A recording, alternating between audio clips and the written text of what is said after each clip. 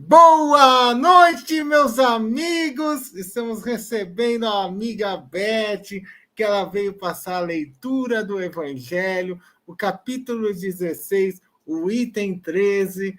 Seja bem-vinda, minha amiga Beth. Muito obrigado por você ter aceito o convite da casa.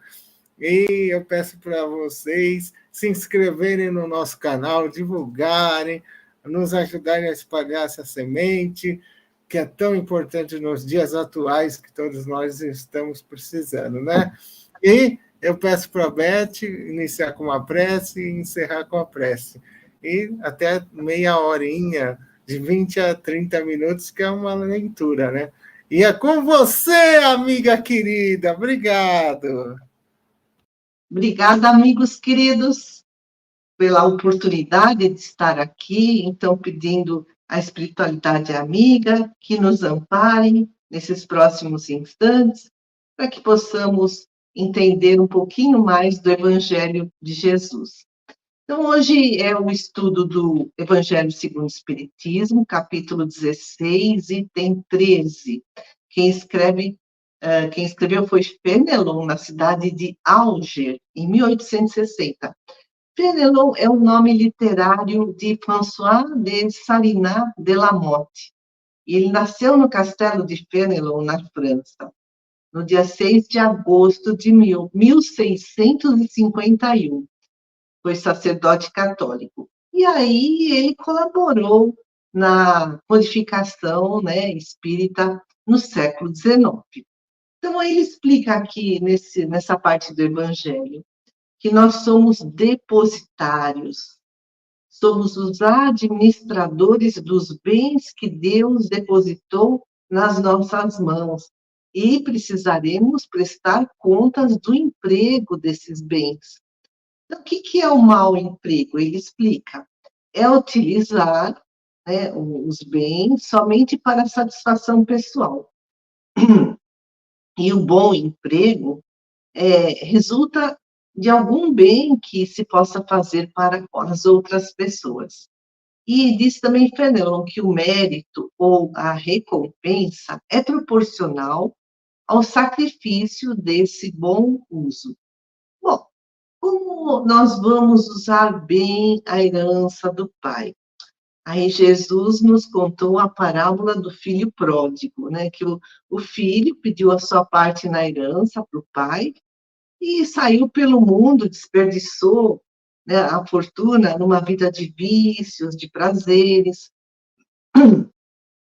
A herança são os bens terrenos, a fortuna, mas também a inteligência, a capacidade, as facilidades que acontecem na nossa vida, são os recursos tanto internos como externos. Por isso que, como somos só depositários, né, só é um empréstimo, precisamos fazer a beneficência, ou seja, aliviar a miséria, a fome, o frio, ou ajudar as pessoas que estão desabrigadas. O Fenelon escreve, mas um dever igualmente imperioso, igualmente meritório, é o de prevenir a miséria. E essa é a missão das grandes fortunas, diz ele. Proporcionar trabalho de toda a espécie, porque o trabalho dignifica o homem, enquanto que a esmola humilha, degrada. Então, os ricos, eles têm essa oportunidade de utilizar a fortuna para o bem geral. E aí eles serão o servo bom e fiel da parábola dos talentos, uma outra parábola que Jesus contou, que está lá em Mateus, no capítulo 25, versículos 14 a 30, que um homem foi viajar e dividiu os seus bens para os seus 3 servos. Para um, ele deu 5 talentos, seria assim, moedas, né? Para outro, ele deu 2 e para o outro, ele deu um só. Quando ele voltou, ele pediu, né, a devolução desse dinheiro. Aquele que recebeu 5 negociou, devolveu 10. Aquele que recebeu 2 também negociou, devolveu 4. Mas aquele que recebeu um, só devolveu um, porque ele enterrou esse talento.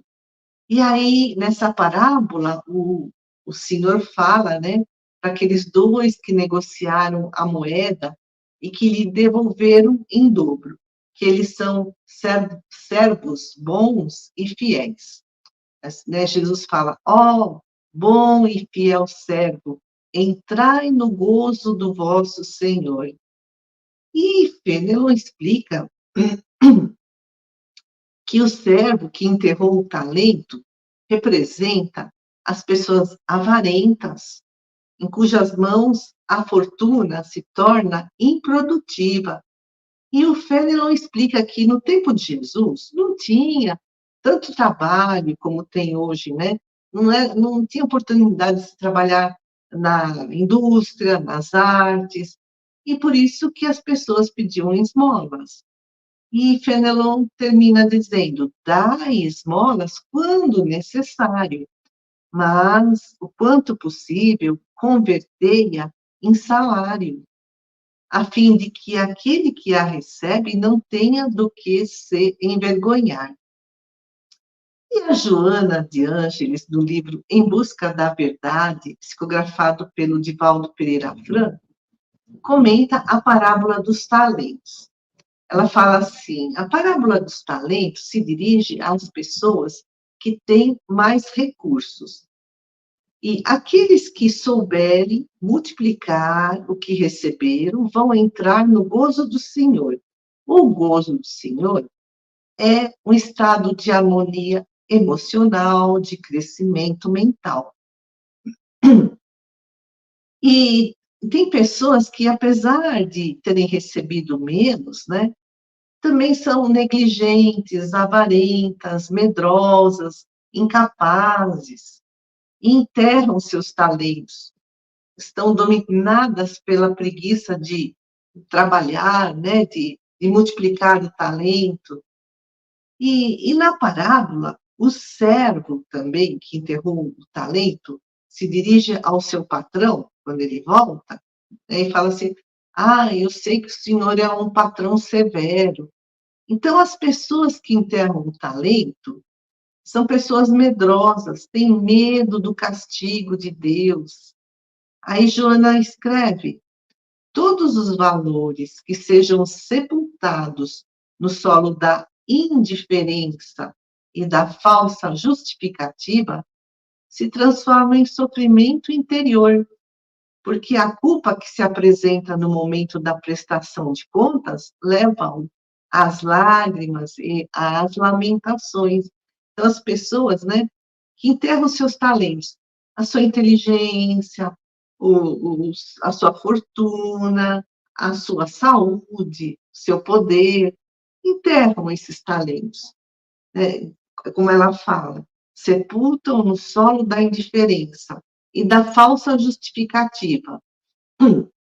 Arranjam 1000 desculpas para não multiplicarem esses talentos.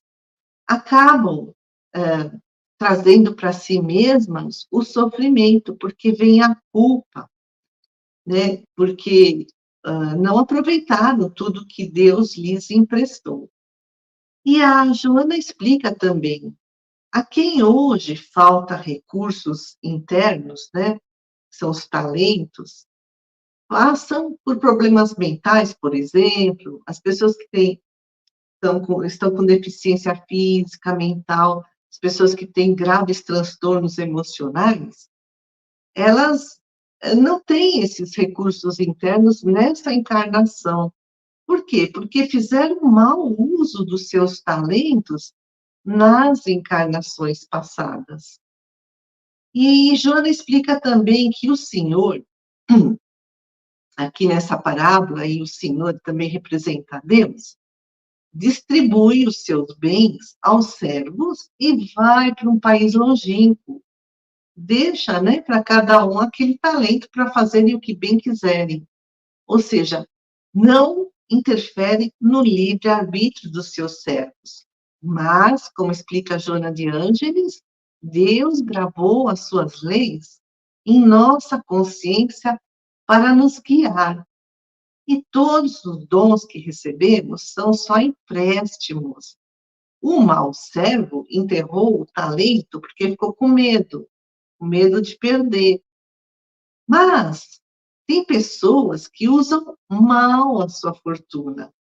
Não é que elas têm medo, não é que enterram o talento por medo, por insegurança, mas porque são desregradas, são egoístas, então perdem, por exemplo, o seu dinheiro no jogo, ou então gastam nos prazeres egoísticos, igual a parábola do filho pródigo, que o filho mais velho pegou a fortuna, a sua parte da herança, e dissipou numa vida desregrada.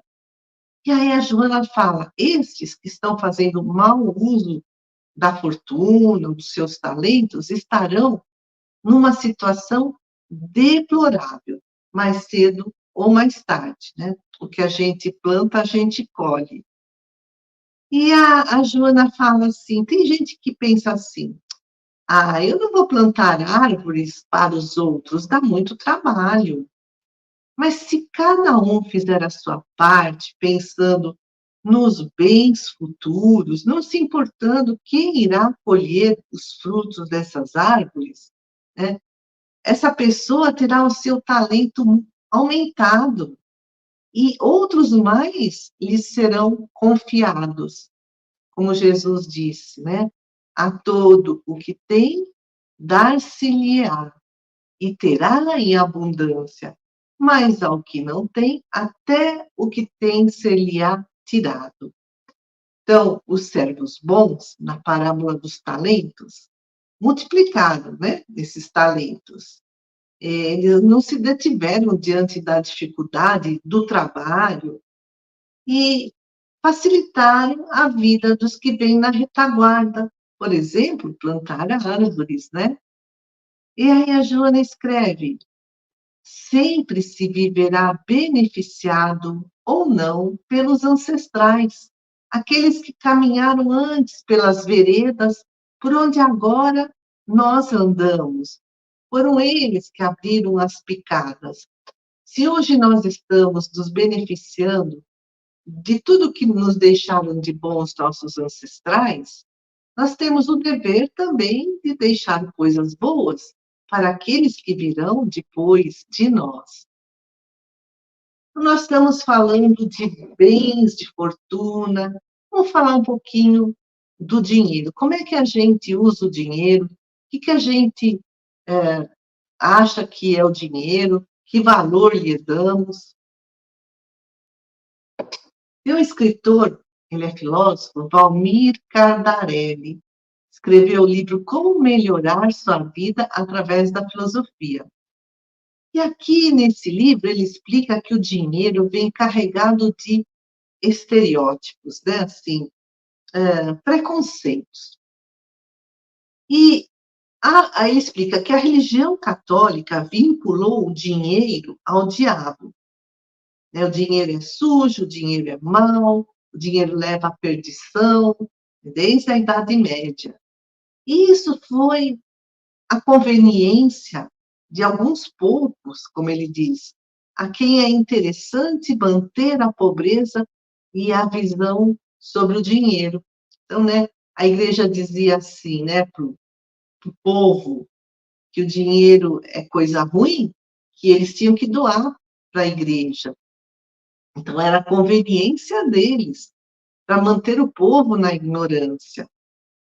E o Valmir explica também que hoje em dia, né, existe uma busca desenfreada pelo prazer, pelo ter as coisas, pelas coisas materiais, e para isso precisa ser de dinheiro, né? A gente vai no cinema, vai no teatro, vai, né, numa festa, a gente quer comprar um celular, precisa de dinheiro.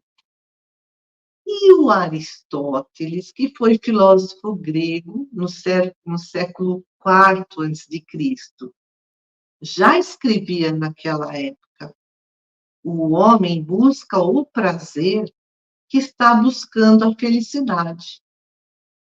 E O Valmir explica que o prazer está vinculado às necessidades do corpo. Tem sede, né, bebe água, tem fome, a gente come, tem sono, a gente dorme. Então, a gente satisfaz as necessidades do corpo. Isso é prazeroso. Agora, felicidade não é a satisfação das necessidades materiais, das necessidades do corpo. Felicidade é a satisfação das necessidades da alma e não do corpo. E o dinheiro, né? Então, o dinheiro não é bom nem mal. O problema é o uso que a gente faz dele. A ganância, né, acaba levando ao adoecimento. Inclusive, o Dalai Lama, monge tibetano, escreveu aquela frase tão famosa: o que mais me surpreende na humanidade são os homens, porque perdem a saúde para juntar dinheiro. Depois perdem o dinheiro para recuperar a saúde. É a ganância do ter. E aqui nesse livro, o Valmir Cardarelli passa algumas técnicas para a gente administrar bem o dinheiro. Porque o dinheiro não é bom nem ruim, né? A igreja trouxe essa ideia lá nos séculos passados de que o dinheiro é pecaminoso. Mas o problema não é o dinheiro em si, é o que a gente faz com ele. E nós precisamos do dinheiro, né, conquistado com honestidade, para suprir as necessidades do nosso corpo, né, de sobrevivência aqui no plano da matéria. Então, né, umas dicas para administrar bem o dinheiro, já que a gente está falando, né, do bom ou mau uso do dinheiro, do bom ou mau uso da fortuna. Então, ele diz assim, o Valmir Cardarelli: nunca gaste mais do que você ganha. Não veja no dinheiro um mal. Nunca tenha o dinheiro como um fim em si mesmo.